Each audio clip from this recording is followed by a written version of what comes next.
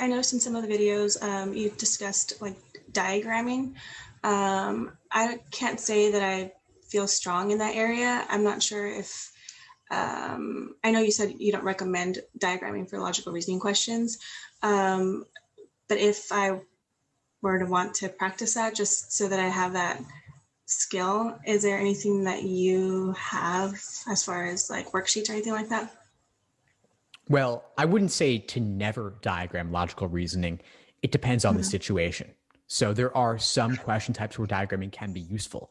Sufficient assumption questions in particular, some inference questions, some parallel questions. If you watch, for example, my workshop on sufficient assumption questions, the entire focus is around thinking about the stimuli and getting to the answer in a structural, formal logic way. So I would start there if you're looking for the formal logic diagramming approach. But for a lot of question types, most of them, in my view, it doesn't really make sense because it's informal reasoning. Deductions and diagramming and contrapositives and connections are not going to get you there for strengthened questions or weakened questions, for example. Okay. So then, yeah, I'm on sufficient assumption. I'm doing those workshops today, so that's probably why I haven't seen it. So I've noticed a lot of the questions that I do have end up getting answered later down the line. Awesome. Yeah, that's the goal. Yeah, just keep working through the material and you'll see what you need. Okay. And then, yeah, I think the main thing that I was struggling with for logic games is that I tend to make more inferences than I should be, or the wrong inferences.